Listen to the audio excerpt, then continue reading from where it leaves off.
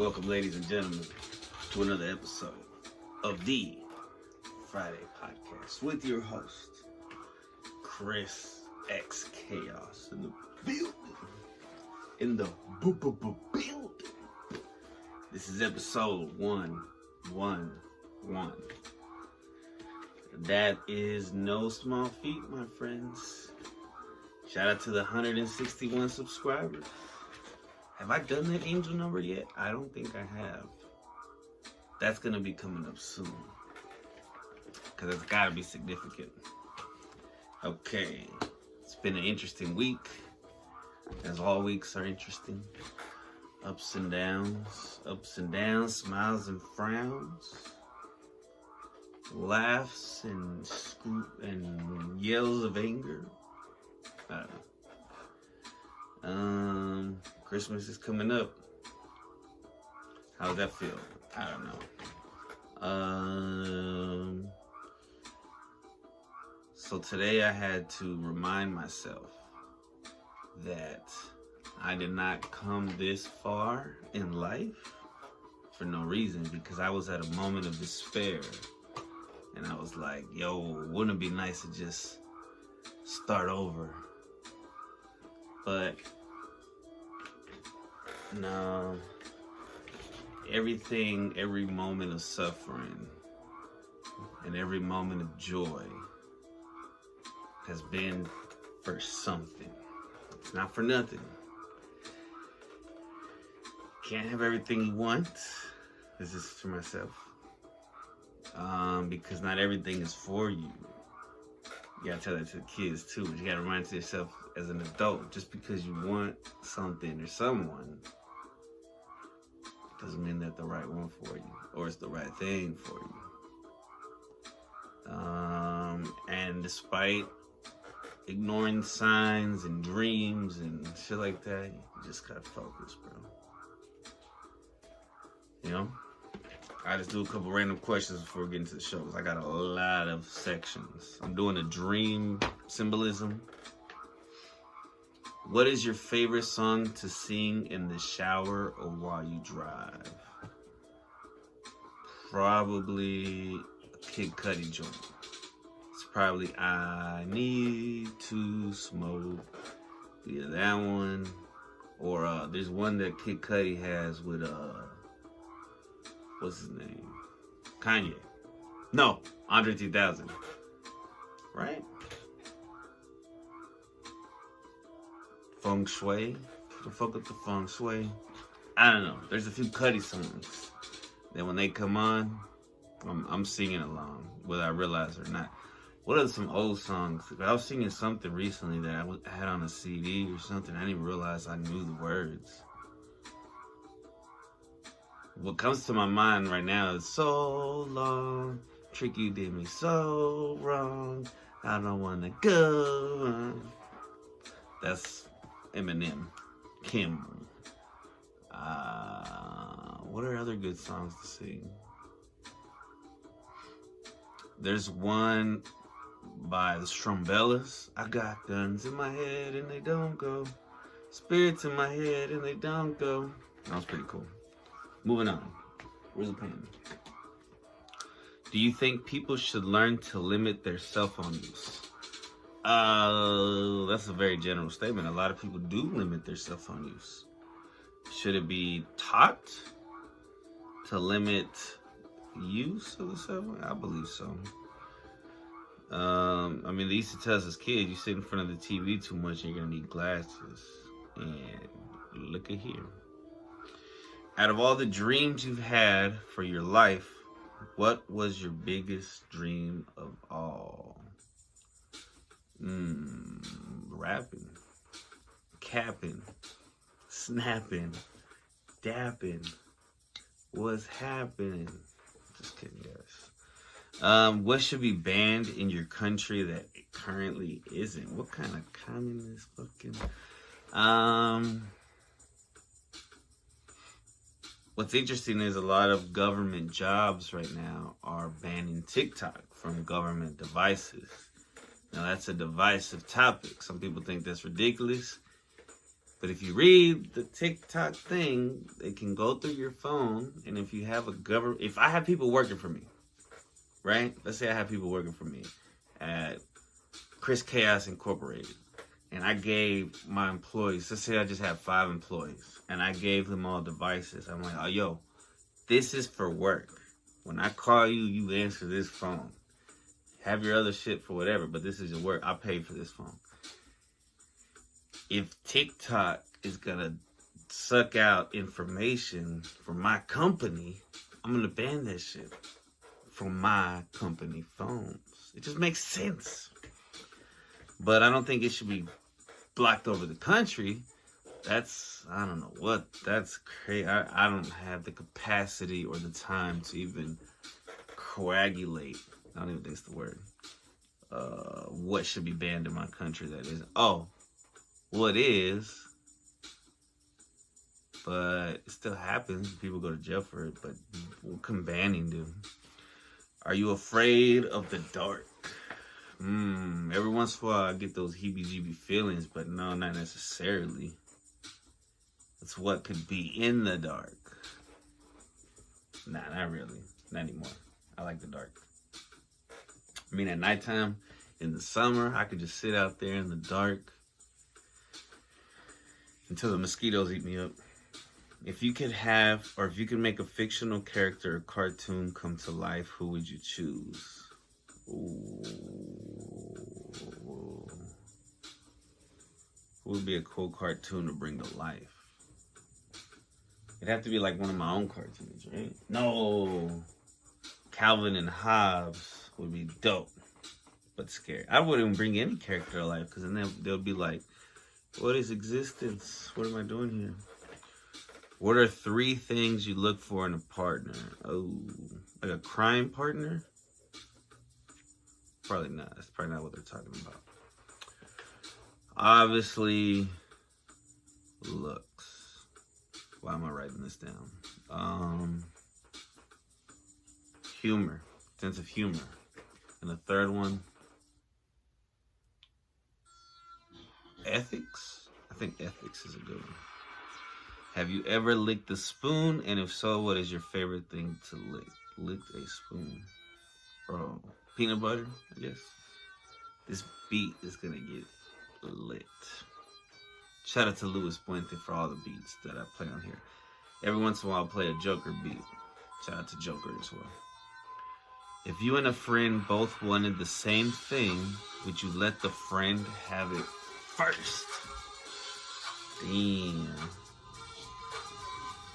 If I was in control of it, I would like to say yes, let my friend try it first.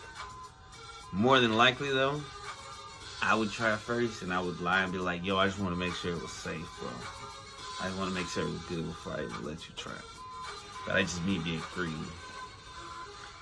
What metaphor best describes your life? Metaphor. What is a good metaphor for my fucking life? Life is good. That's not a metaphor, that's a phrase. What's a metaphor that I can...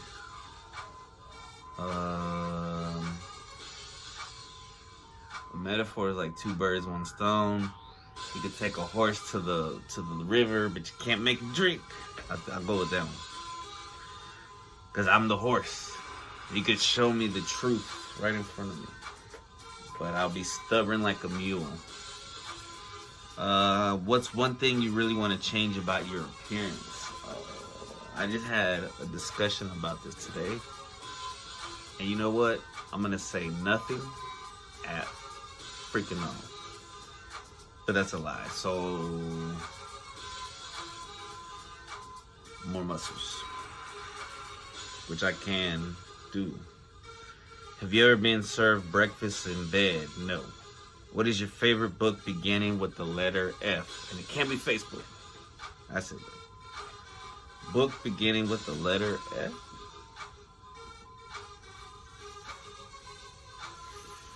If I can't think of any books that start with the F, let's say Facebook, like I just... Have you ever prank called someone, and if so, would you... Nah, I never really did that. What is one... My sister did, and but I never really did. What is one life story that I can remember? What is one life story you plan on telling your grandchildren about?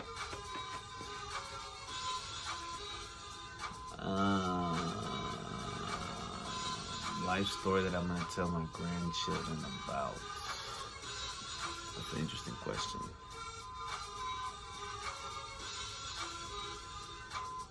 All of it. All of it. Nah, just kidding. Alright, I'm going to check to make sure the audio's okay, and we'll be right back, my friends. Alright, we're back. Everything sounded pretty cool, so I'm going to keep on going. Keep on flowing. I'm going to keep on growing. Alright, so first section this week, first segment is dream symbolism, dream interpretation. So sometimes I have a dream where I'm driving on a highway. And I'm like, when I see the highway, I'm going from one highway to another. It doesn't look like any particular highway. I guess it's an amalgam of highways that I've seen in my life. But dreambible.com says to dream of a highway represents situations in your life where you are experiencing momentum or progress. A situation is moving along quickly.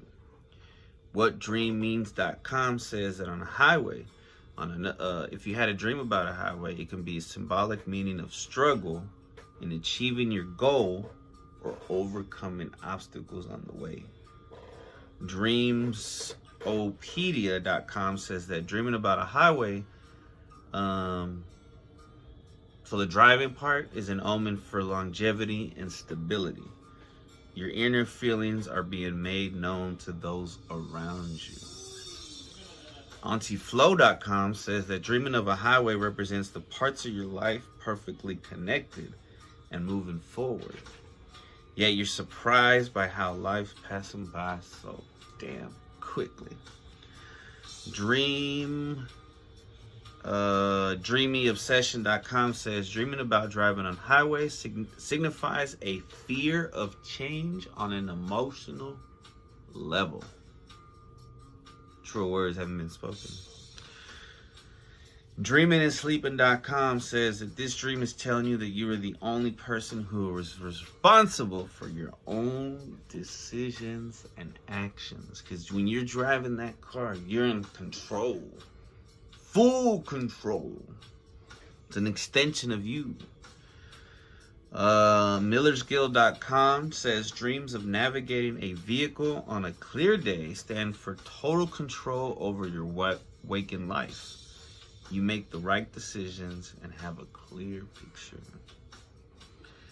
Now, when I had it, it was not a clear, beautiful day. It was, I feel like it was dark, rainy maybe, some traffic,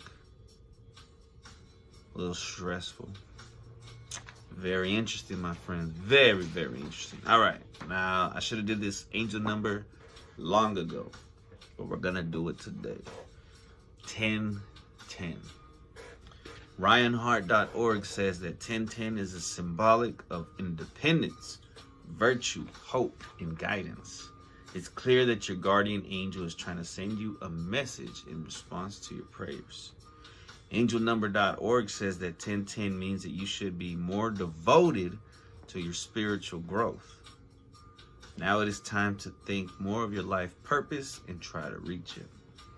Most important is to think in a positive way and to use your inner wisdom.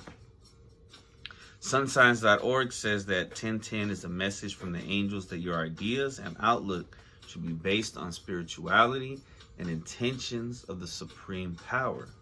This will help you, I'm assuming that's God, that's just another way to say the creator. This will help you to create your destiny, and you should always direct your abilities and aptitudes towards innovation and constructive activities. MindBodyGreen.com says it's time to clear your mind. The number 10, when it appears just once, is about clear thinking. Mindfulnessandjustice.org says that 1010 is a big sign of support from above. Your angels are here with you through thick and thin, even at the lowest moments of your life. You are not alone. You are always loved and supported by the universe and your guardian angels. They want nothing but happiness and inner peace for you. GuardianAngelGuide.com says that 1010 is a message that a change will have to take place in your life. No. Yes. Your angels want you to focus on your life purpose and your spiritual work. They want you to know that you're on the right path towards enlightenment and spiritual awakening. 1010 represents a message that you will find your soul mission. PsychNewsDaily.com says it is usually seen as a sign of luck and prosperity. People often see the number as an indication that something positive is going to happen or that they are on the right track. The angel number 1010 is also a reminder of the fact that we are never alone. HoroscopeView.com says it is associated with joy, happiness, purity, unconditional love, romance, and abundance. When this angel number 1010 keeps showing up in your life, it is thought to mean that angels are trying to convey to you that you are on the right track in your professional and personal life as well. Very nice. Moving on. I don't know how this butterfly has... I did a monarch butterfly, but I wanted to do an orange, but a solid orange, because one time I seen an orange butterfly, and I haven't done a spirit animal yet of it. So, from thevoice.us, orange butterflies are often symbols of encouragement, excitement, and passion. Seeing an orange butterfly may be a call to stay positive, reconnect with joy, and follow your inner bliss and excitement to positively transform your life experience. AboutSpiritual.com says orange butterflies are considered a symbol of the soul and fire. It is a symbol of an energy that maintains life on our planet. MillersGuild.com, shout out to Miller's Guild, we use them all the time. Lean into the beauty of life. Orange butterflies are often linked to yellow ones, but while both possess the colors of the sun, yellow butterflies speak to the life-giving resources of the bright noontime orb, but orange is closer to the colors you see at sunset or sunrise, so the message is one of warmth. Dusk and dawn are easily the most gorgeous parts of any day, but they last a few moments before they surrender to the early morning madness, taunting twilight, or nervous night. Orange butterflies remind us to stay in the present moment and enjoy its happy glimpses. Number 2, Miller's Guild numbered a list from 1 through 8 meanings. Says to accept the joy of healing. An interesting thing happens when you visit a counselor, therapist, or analyst, and it can sometimes happen when you visit a doctor too. It's called resistance, and it happens when your illness, whether it's physical or mental, has become the largest part of your identity. It informs how you see yourself and how you view the world. It's how you've learned to cope. Maybe you see yourself as a control freak, which you like, even though the anxiety is giving you ulcers. Or you see yourself as stoic because you never complain about your chronic pain. So a part of you doesn't want to get better. The orange butterfly says, accept this space of healing. It's nice here. Yes, you're letting go of something, but you're getting a greater deal. Whoa, synchronicity to what the fuck I just dealt with earlier today. Number 3, look for passion in your union. When a typical couple first gets together, their love is generally red and riveting. They can't get enough of each other and their infatuation feels like a drug. A lot of that is lust. And if they play it right, the sexual tension and or action can help to deepen their mutual bonds. Or it can not. Other couples start as friends, enjoying the sunny yellow of their shared experience before they recognize their erotic attraction. Both these couples need to eventually grow into the warm orange glow of companionate love. Is it companionate or compassionate? Sometimes they have typos. Orange butterflies let them know what to work on. Number 5, focus on idealism and bliss. We're faced with thousands of choices every single day, and a lot of them pit our hearts against our heads. You may be facing one of these decisions when you spot an orange butterfly. It could flutter past, or you might see it on a perfume billboard, book cover, or it might even land on you, if you're lucky enough. The message is to choose the option that promises bliss. Your ideals and values may seem old-fashioned and naive, but your angels are saying that's what you should go with. Pick what makes you happy. What would make your grandma proud, since your folks may be practical. Avoid distractions and stay on task. Oh, I didn't write the number 6. In some ways, a butterfly is the ultimate distraction. You'll stop whatever you're doing to watch its dizzying acrobatics. But the message here is about the stillness and focus of those orange butterflies as they feed off nectar or salt. It seems like their whole being is on task. You may also note orange is the color of fire, and that flames never divert unless you stop them. They burn right through any barriers. Seeing an orange butterfly is a signal from your angels that you must focus on your given goal and don't let anything or anyone distract you. Number 7, get set for new opportunities. A lot of people see orange as an energizing color. It stimulates us and riles up enthusiasm. It's why some view it as a catalyst. In the spirit world, an orange butterfly represents change and opportunity. Something fresh is coming to your life. A partner, a job, project, task. This chance needs all your energy and effort to make it work. So you should approach it with eagerness and passion. Ask your angels to clarify your circumstances so you know which ducks you should align. Prepare your mind, body, and spirit to maximize your advantage. Number 8, the orange butterfly symbolism could mean to celebrate your achievements. Millennials are forever harping on about adulting, and while other generations mock this concept, it's an important symbol of self-actualization. It's a pat on the back for achieving things that may seem obvious to our elders, but are a crucial identity marker for this crowd. In a way, orange butterflies are nature's version of a hashtag adulting post. Hashtag gratitude, hashtag blessed. Your angels may show you one during an important milestone.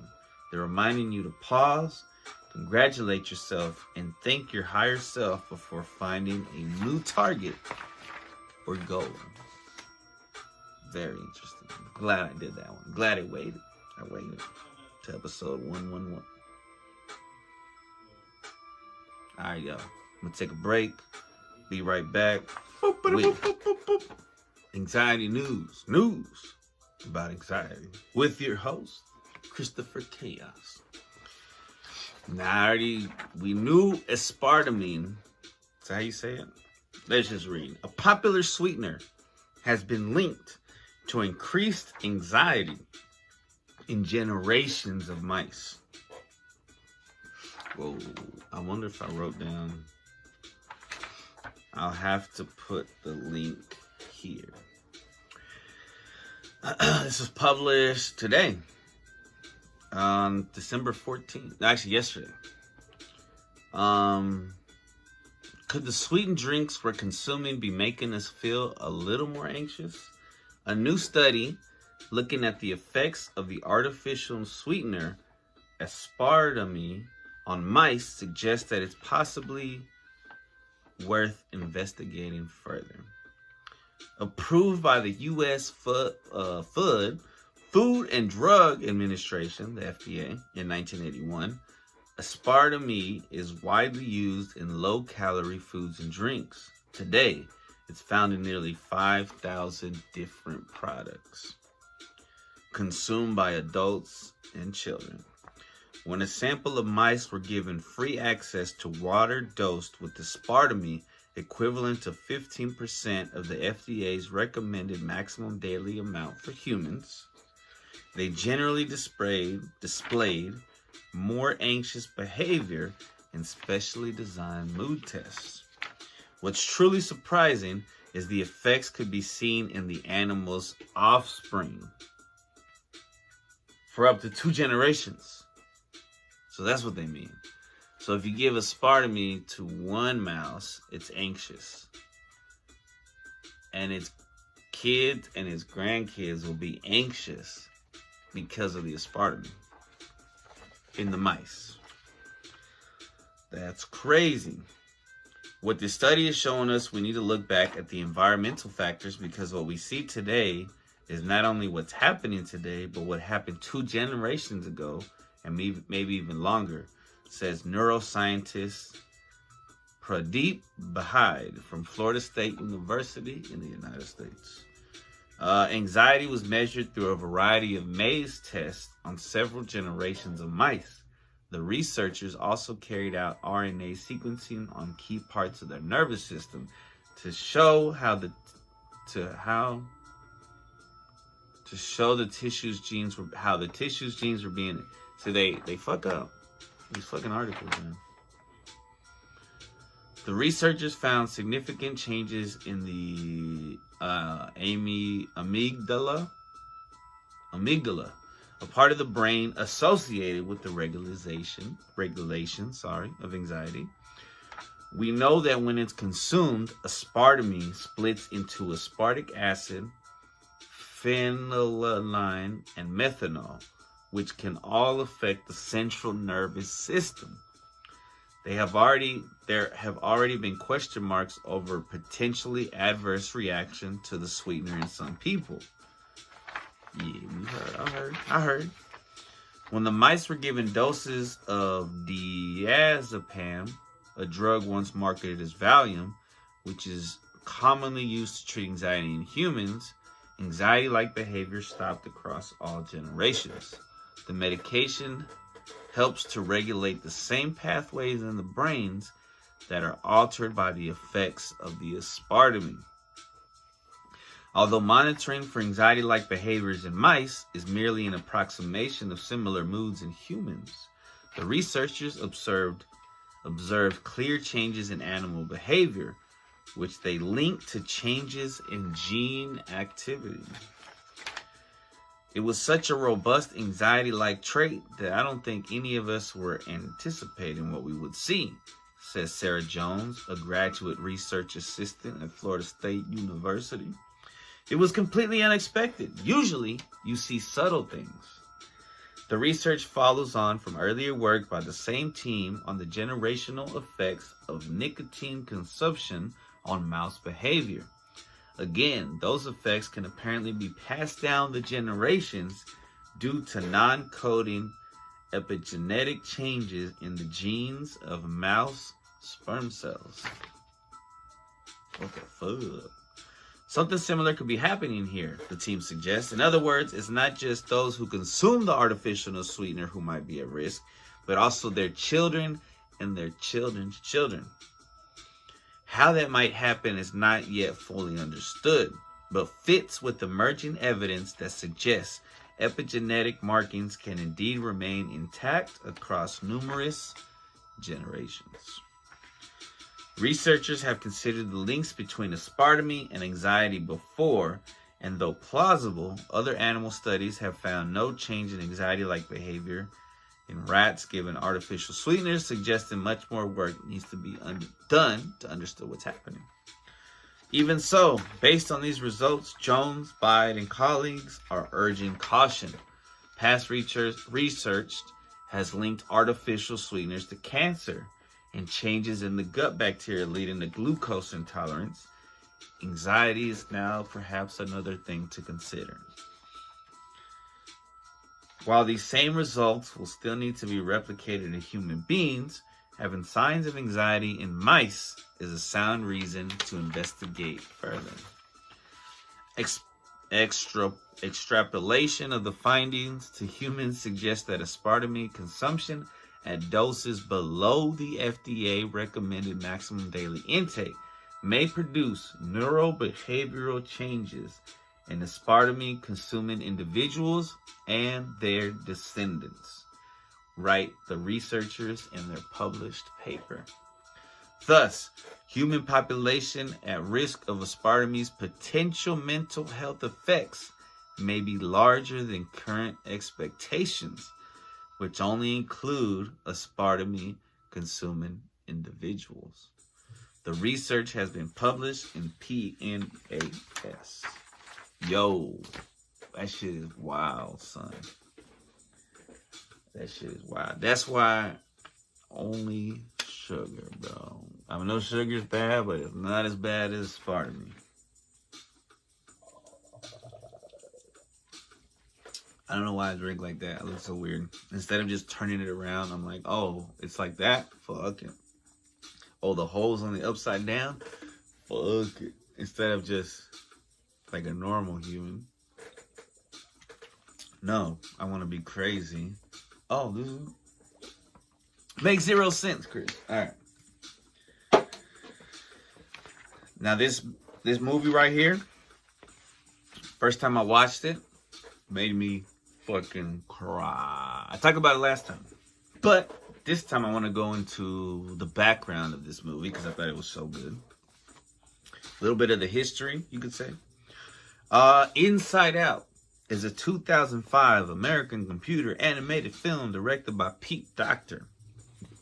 From a screenplay he co-wrote with Meg LeFauve and Josh Cooley. Excuse me. Produced by Pixar, it stars the voices of Amy Poehler, Phyllis Smith, Richard Kind, Bill Hader, Louis Black, Mindy Kaling, Caitlin Diaz, Diane Lane, and Kyle MacLachlan.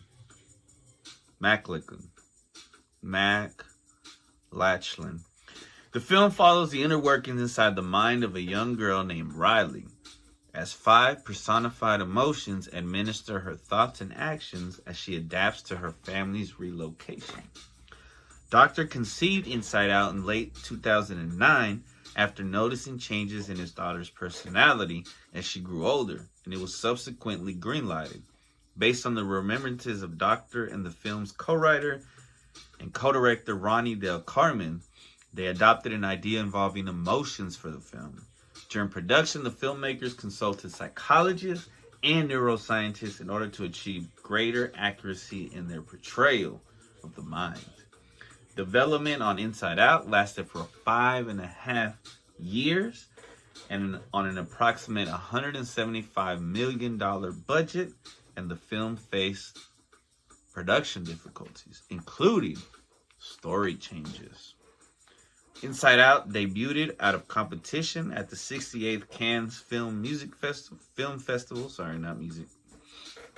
When I see festival, my brain just assumes it's a music festival. On May 18, 2015, and was released in the United States on June 19. Excuse me. The film received positive reviews for its craftsmanship, screenplay, subject matter, plot, and vocal performances, particularly those of Poehler, Smith, Kind, and Black. Organizations like the National Board of Review and the American Film Institute named it as one of the top 10 films of 15. Inside Out earned $858.8 million worldwide. So they spent 175, they made more than quadruple that, almost 8 times that. Finishing its theatrical run as the 7th highest gross, and that wasn't even the highest grossing film of up to 15. The film was nominated for 2 awards at the 88th Academy Awards, winning Best Animated Feature, and received numerous other accolades. A sequel, Inside Out 2, is scheduled to be released in 2024. Themes and analysis. So the main theme of Inside Out are the consequences and portrayal of emotions and memories. Those depicted in the film are honest and generous. Their goal is maintaining Riley's life. Natasha Moore of the Australian ABC News detailed the film's theme. Riley's carefree life gets more complicated. Joy's attempts to deliver uninterrupted happiness become increasingly neurotic. Nicole Marcotte, it's a crazy name that it rhymes with neurotic, argued that the film explores the relationship between the many and the one, demonstrating that people have composite personalities. The different components of one person's personality are vital for that person's emotional and psychological balance. Depression and sadness are distinct in the film, and this distinction is meant to offer individuals strategies to avoid suppressing crucial feelings. Writing in the British Journal of Psychiatry, Hannah Markarian and Paula Wilkinson agree that this validation of different emotions helps people express themselves. Ruth Bettelheim of USA Today wrote that human responses to physical and social environments evolved over millions of years and have not yet been fully understood, as shown by the film, not including varieties, bodily sensation, and their possible effects on mental states. Primatologist Louis Barrett thought the film showed disconnection between characters or not relating to each other or to their own emotions, but moments of personal harmony lead to positive interpersonal connections.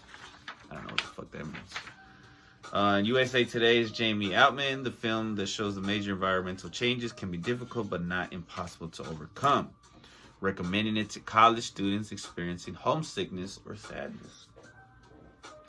The development of Inside Out began in late 2009 when director Pete Docter felt anxiety about his adolescent daughter Ellie's progressing introversion. Docter approached Ronnie Del Carmen to become a co-director, and he eventually accepted the offer, citing his accidental animation work. They relived their past experiences and histories to adopt an idea involving emotions for the film, aiming to depict them with strong, caricatured personalities. Docter had decided to make it after Del Carmen determined most of the film's aspects had narrow appeal. The director and producers, Jonas Rivera, researched the mind with the help of psychologist Paul Ekman and the University of California, Berkeley professor of psychology, Dasher Keltner. On Dasher, on Prancer. Pixar animator Dan Holland and his team allowed some psychologists and specialists to accurately develop the film's story. Production designer Ralph Eggleston authorized neuroscientists to design the locations in Riley's mind using DNA-based cues and photographs of neuronal flashes. That's cool. In Keltner and Ekman's opinion, they emphasize the emotions, formation of social lives, and interactions which can moderate themselves. While Keltner focused on sadness that strengthens relationships, Ekman identifies 7 emotions with universal signals early: anger, fear, sadness, disgust, joy, contempt, and surprise. Therefore, Docter removed surprise from Inside Out after he corroborated that it and fear were similar. Contempt was abandoned also by the filmmakers. 2 of joy's initial names, happiness and an unrelated optimism, were combined with joy. A total of 26 emotions, including irritation, envy, greed, gloom, despair, depression, love, schadenfreude, ennui, shame, embarrassment, and hope, were considered for the film before reducing to their possible value. Its finalized, streamlined scope featured a condensed story and the emotions traits. Inside Out was greenlit October of 2009 after Docter was interested in performing the main character's story arc. Chief Creative Officer John Lasseter offered little input on the film due to his focus on restructuring Walt Disney Animation Studios, and it was the first for Pixar without involvement of co-founder and former Apple CEO Steve Jobs. See, I didn't know this. That Steve Jobs was the co-founder of Pixar, and he passed in 2011. Executives at Disney and Pixar were positive at Docter's proposal, but acknowledged it was difficult to advertise. The film spent 5.5 years in development with an approximate $175 million budget, as we said earlier.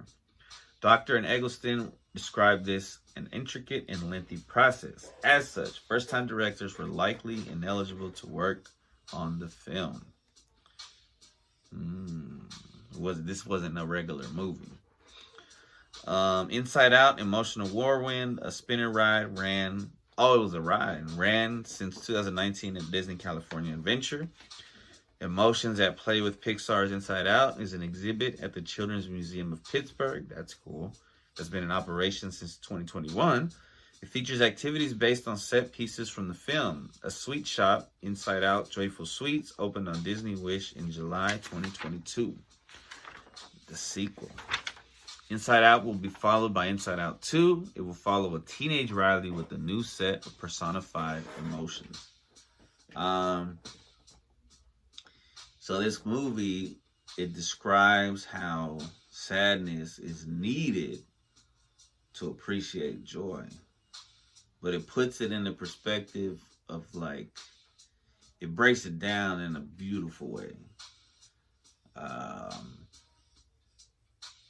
And so there's these emotions, these memories, right? And the memories are like, they're either joy or they're sadness. And joy obviously wants to have most of them be hers. And the red ones they were anger moments and shit. And there's moments for all of them.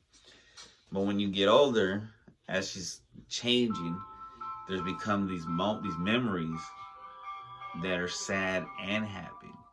And it's a mix. So joy and sadness have this adventure by themselves, while the other emotions, joy and sadness, are away, while the other emotions are there to play. So it's just anger, disgust, content, fear, whatever ones were left. And it's crazy because we need those. And we don't like sadness, but we need it, which is interesting. Just thinking about today, man. Wow. Pretty good show. I'm about to take let's wrap this baby up. Put a nice little bow on it. Speaking of wrapping up, badass woman of history, Delia Haskett Rawson. Yo, she was raw, son. This is from legendsofamerica.com.